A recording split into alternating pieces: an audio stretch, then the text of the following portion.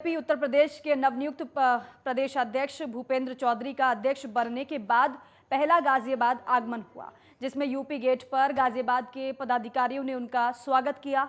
और उसके बाद उत्तर प्रदेश के अध्यक्ष चौधरी भूपेंद्र सिंह ने बातचीत भी की, जिसमें भूपेंद्र सिंह ने बताया कि जो भी उन्हें उत्तर प्रदेश की अहम जिम्मेदारियां दी गई हैं उसे वो बखूबी निभाएंगे। और 2024 चुनाव की तैयारियों को लेकर वैशाली के एक होटल में बीजेपी के 19 जिलों के प्रभारियों को बैठक में बुलाया गया, जिसकी अध्यक्षता उत्तर प्रदेश के नवनियुक्त अध्यक्ष भूपेंद्र चौधरी ने की। और सभी पदाधिकारियों को अपने अपने जिलों में लोगों के घर घर तक जाने को कहा है और जो भी रुके हुए कार्य हैं उन्हें अपने अपने जिले के प्रभारियों को निर्देश दिया है और ये कार्य को पूरा करें। इस बैठक में नोएडा विधायक पंकज सिंह, साहिबाबाद के विधायक सुनील शर्मा, पूर्व मंत्री अतुल गर्ग समेत 70 से 80 क्षेत्रों के पदाधिकारी मौजूद रहे।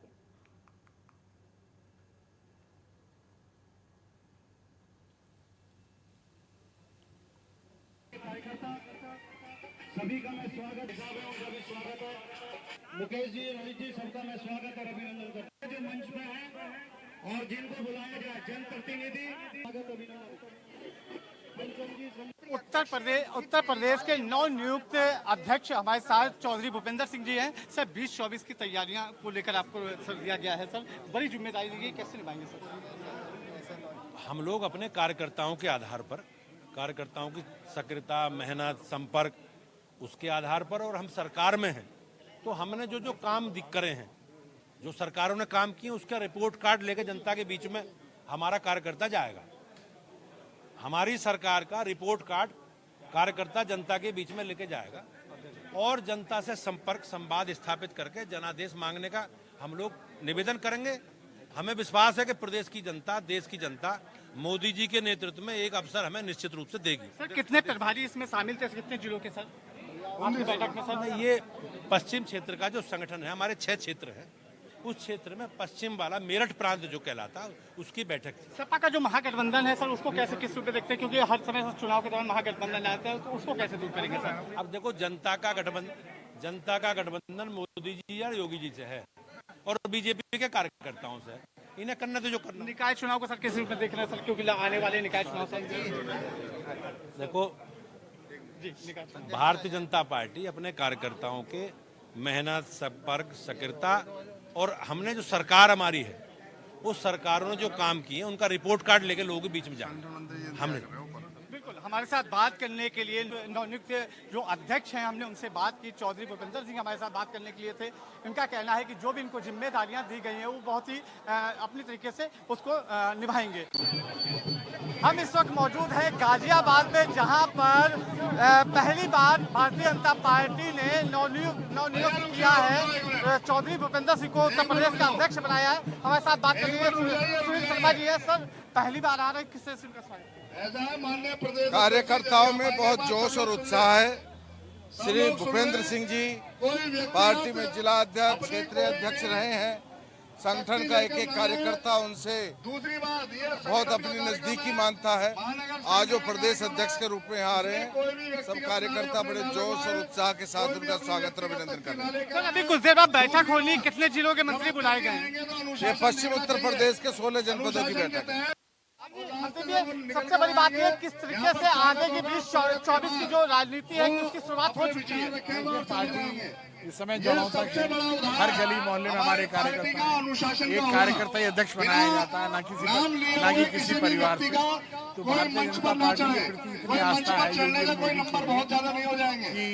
कोई भी लक्ष्य संभव है। अतुल जी, देखिए, निकाय चुनाव की बात करें तो कुछ महीने बाद निकाय चुनाव भी है, उसके बाद 2024 की तैयारियां भारतीय जनता पार्टी ने बिल्कुल बजा दिया है। जो हुआ है बहुत अच्छा हुआ है और जो आगे होगा वो इससे भी अच्छा होगा। क्या लगता है मंत्री जी, किसानों को एक तरफ जोड़ने के लिए, चुनाव को हराने के लिए क्या बनाया गया है? ऐसा कुछ नहीं है, किसान पहले से ही जुड़े थे, तभी तो इतनी बड़ी जीत हासिल हुई है। ये तो जो भी नया अध्यक्ष आता है, एक परंपरा है हमारे यहाँ, ना तो किसी परिवार से लिया जाता है, ना कोई परमानेंट है। यहाँ बदलते बदलते रहते हैं, हर एक कार्यकर्ता को मौका मिलता है काम करने का। 2024 की तैयारियां मतलब अब शुरू हो चुकी है भारतीय जनता पार्टी से? तैयारी पूरे 5 साल होती है। बिल्कुल, हमारे साथ बात करने के लिए अतुल गर्ग जी थे। इनका भी कहना है साफ तौर पे यहाँ पर बड़े ही सम्मान के साथ उनका स्वागत समारोह रखा गया है। इसके बाद बैठक होगी और 19 जिलों के अध्यक्ष भी यहाँ पर मौजूद रहेंगे इस बैठक में, क्योंकि 2022 के चुनाव की जो तैयारियां हैं, जो रणनीति है, उसको लेकर आज यहाँ पर पहुंचेंगे। कैमरा अमित के साथ विवेक शिंदे, टॉप 10 गाजियाबाद। और गाजियाबाद के राजनगर स्थित इंडियन ऑयल के पेट्रोल पंप पर XP100 फ्यूल लॉन्च किया गया है और इस दौरान इंडियन ऑयल के स्टेट हेड राज दुबे गाजियाबाद स्थित पेट्रोल पंप पर पहुंचे, जहां उन्होंने पेट्रोल पंप पर आयोजित कार्यक्रम में शिरकत की और XP100 फ्यूल को लॉन्च किया। उन्होंने बताया कि पहले इस फ्यूल को एयरक्राफ्ट में यूज किया जाता था और ये दुनिया के कुछ देशों में मिलता था। साथ ही साथ इंडियन ऑयल के स्टेट हेड राज दुबे ने बाइक्स को भी झंडी दिखाकर रवाना किया।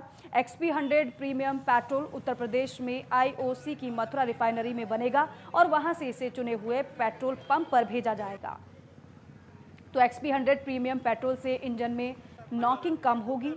ऑक्टेन रेटिंग्स फ्यूल स्टेबिलिटी का ये पैमाना है और इसमें ये पता चलता है इससे कि फ्यूल में कितना कम नॉकिंग होगा। नॉकिंग तब होता है जब फ्यूल मैच्योर होने से पहले ही इंजन के सिलेंडर में इग्नाइट हो जाता है। इससे क्षमता घटती है और ये इंजन को खराब करता है। ऑक्टेन नंबर जितना ज़्यादा होगा, पेट्रोल मिक्सचर नॉकिंग के प्रति उतना ज़्यादा रेजिस्टेंट होगा। USA, Germany, Greece, Indonesia, Malaysia और इजराइल में ही अभी उपलब्ध था। भाई देखिए, ये XP100 100 ऑक्टेन फ्यूल है। ये दुनिया के कुछ ही चुनिंदा देशों में ये मिलता है और पहले हम जो यही इसी टाइप के 100 ऑक्टेन फ्यूल ही जो है हम यूज़ करते थे एयरक्राफ्ट्स में, जो आपके जहाज़ में यूज़ करते हैं, जो पिस्टन इंजन एयरक्राफ्ट है, तो वो हम इंपोर्ट करते हैं उसको। तो हमने सोचा कि यहाँ पे 100 ऑक्टेन फ्यूल वैसे लाना है, अपनी खुद आत्मनिर्भर भारत बनाना है, तो खुद इसको जो है यहाँ पे हमारी रिफाइनरीज इसको प्रोड्यूस करें। और वक्त हो गया एक छोटे से ब्रेक का, जल्द लौटेंगे।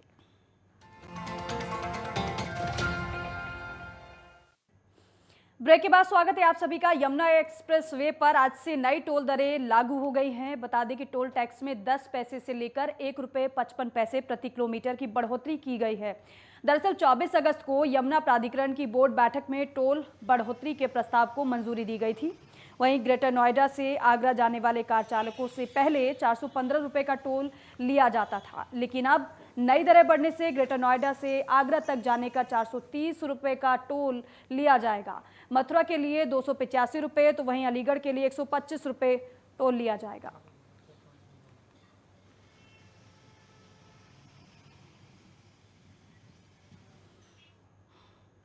नोएडा के सुपरटेक ट्विन टावर्स को विस्फोट से ध्वस्त कर दिया गया है और इसके बाद यहां बने जो मलबा है, जो पहाड़, उस पहाड़ जैसे मलबे को हटाना सबसे बड़ी चुनौती है। जरा सी लापरवाही बड़े प्रदूषण की वजह बन सकती है।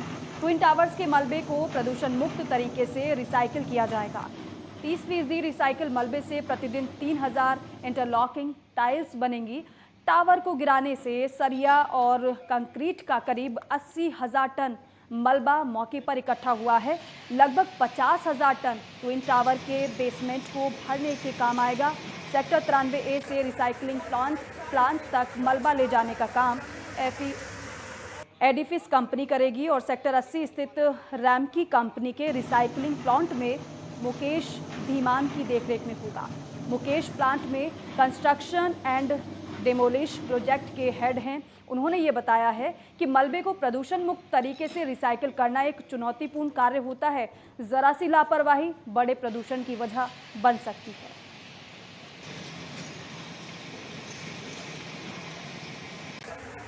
अभी नोएडा अथॉरिटी द्वारा हमें बता दिया गया है कि CND वेस्ट आएगा लगभग 30,000 टन और इसी को हम यहाँ पर CND प्लांट सेक्टर 80 में प्रोसेस कर देंगे। इसको प्रोसेस करने के बाद हम इसको टाइल्स फॉर्म में कन्वर्ट कर देंगे। इसमें से रिसाइकल एग्रीगेट्स निकलते हैं, 10 mm, 20 mm, 40 mm, manufacturing sand, इन सभी को यूज़ करके हम पेवर ब्लॉक बना देंगे। बाकी जो बड़ा साइज़ रहता है इसको रोड प्रोजेक्ट्स में यूज़ करते हैं, फुटपाथ्स में यूज़ करते हैं। इस तरह से हम इसको इस्तेमाल करेंगे पूरे नोएडा में। और ये प्रोजेक्ट हमको 15 साल के लिए दिया गया है। नोएडा अथॉरिटी और Ramky recombination and recycling private limited के बीच में कॉन्ट्रैक्ट हुआ है। अगले 15 साल तक हम इसको प्रोसेस करेंगे।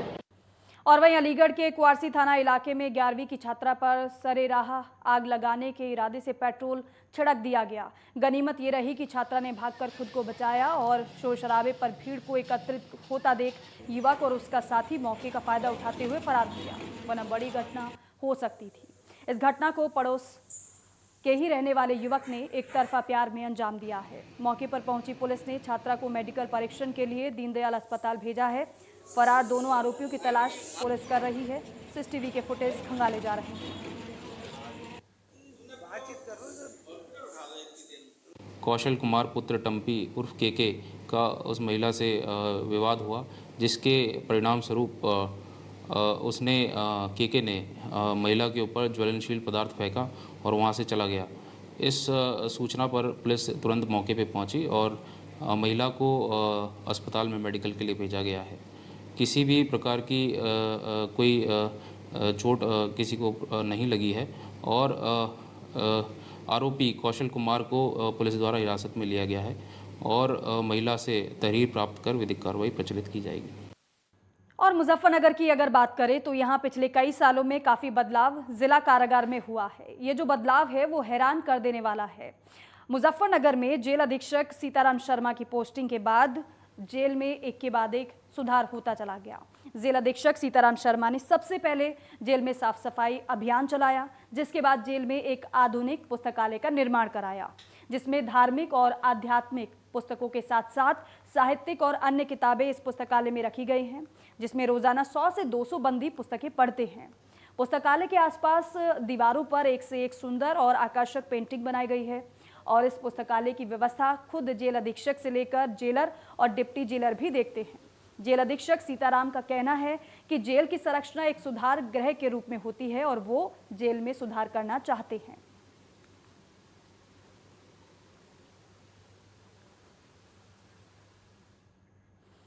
और वहीं रामपुर के अमृत सरोवर में डूबने से एक छात्र की मौत हो गई। हुआ यूं कि स्कूल स्टाफ बच्चों को अमृत सरोवर घुमाने ले गया था, जहां पर शिक्षकों की लापरवाही से एक छात्र पानी में डूब गया। इस मामले में पुलिस ने 8 शिक्षकों के खिलाफ परिजनों के कहने पर केस दर्ज कर लिया है।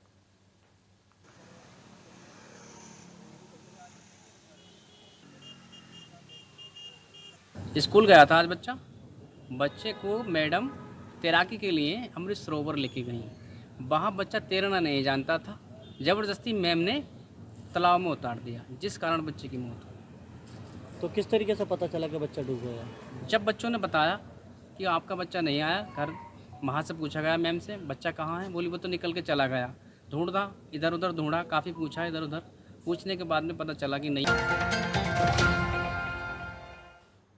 और अब खबर सहारनपुर से है, जहां यमुना नदी में नहाने आया युवक डूब गया। इसी दौरान घटना की सूचना पुलिस को दी गई। सूचना मिलते ही प्रशासन के अधिकारी, एसडीएम सदर, सीओ सदर मौके पर पहुंच गए। बताया जा रहा है कि कल से ही युवक की तलाश की जा रही है, लेकिन अभी तक युवक का कुछ पता नहीं चल पाया है। फिलहाल गोताखोर युवक की तलाश में जुटे हुए हैं। वहीं एनडीआरएफ की टीम भी मौके पर पहुंची हुई है। वो तो खड़ी जगह से कौन छेड़ रहा है, लोग तो नहीं लग रहा।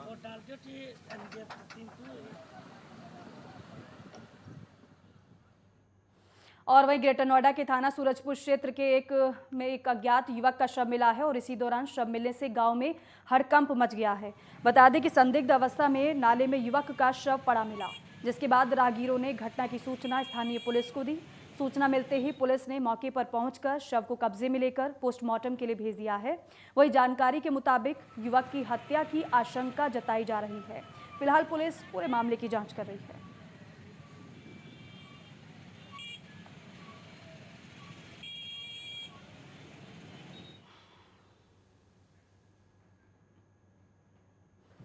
और वहीं प्रयागराज में एक महिला ने फांसी लगाकर आत्महत्या कर ली है। बताया ये जा रहा है कि महिला प्रयागराज के मेडिकल कॉलेज आवासीय परिसर में रहती थी और वहीं एक चोरी के आरोप में पुलिस लगातार महिला को प्रताड़ित कर रही थी, जिसकी वजह से महिला ने फांसी लगाकर आत्महत्या कर ली। इसी दौरान घटना की सूचना पर पुलिस पहुंची और शव को कब्जे में लेकर पोस्टमार्टम के लिए भेजा।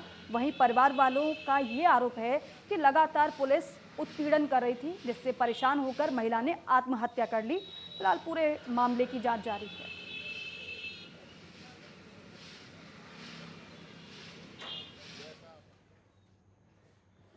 और वहीं मेरठ में कैलाश प्रकाश स्पोर्ट्स स्टेडियम में 2 खिलाड़ियों पर जानलेवा हमला किया गया है। राहुल और अनुराग पटेल दोनों स्टेडियम में अभ्यास करने के बाद अपने घर के लिए निकल रहे थे। स्टेडियम के गेट पर पहुंचते ही यशवर्धन नाम के युवक ने दोनों पर चाकू से जानलेवा हमला कर दिया। हमला करने के बाद यशवर्धन भागने लगा, जिसके बाद स्टेडियम के गार्ड ने उसका पीछा किया और शोर मचाने लगा। चौराहे पर खड़ी पुलिस ने शोर सुनकर यशवर्धन को रोक लिया और पूरा मामला जानकर यशवर्धन को थाने ले गई। बताया जा रहा है कि राहुल और अनुराग पटेल एथलीट हैं और यशवर्धन भी उन्हीं के साथ अभ्यास करता था। अभी हमले की वजह का खुलासा नहीं हुआ है, लेकिन फिलहाल राहुल और अनुराग पटेल का अस्पताल में इलाज चल रहा है।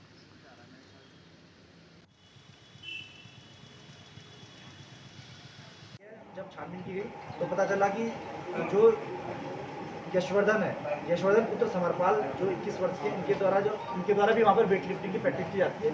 इस व्यक्ति के द्वारा आपस में कहासुनी के दौरान कुछ इनकी गाली गलौच हो गई। उसके बाद फिर इसमें जो यशवर्धन पुत्र समरपाल है, इसके द्वारा दोनों जो व्यक्ति हैं राहुल और अनुराग, इसके द्वारा इनके ऊपर चाकू से हमला किया गया, जिसमें दोनों घायल हो गए। दोनों को पुलिस द्वारा अस्पताल भेजा गया वहाँ पर और उनका इलाज चल रहा है। दोनों खतरे से बाहर है और जो अभियुक्त है उसको पुलिस द्वारा हिरासत में ले लिया गया है। उसके ऊपर धारा 307 के अंतर्गत मुकदमा पंजीकृत किया जा रहा है और उसको गिरफ्तार करके जेल भेजा जाएगा। वो अकेला था या कुछ और? अभी जो है जो अभियुक्त यशवर्धन, इसी का नाम प्रकाश में है। बाकी अभी पूछताछ की जा रही है, अगर कोई अन्य व्यक्ति को उसकी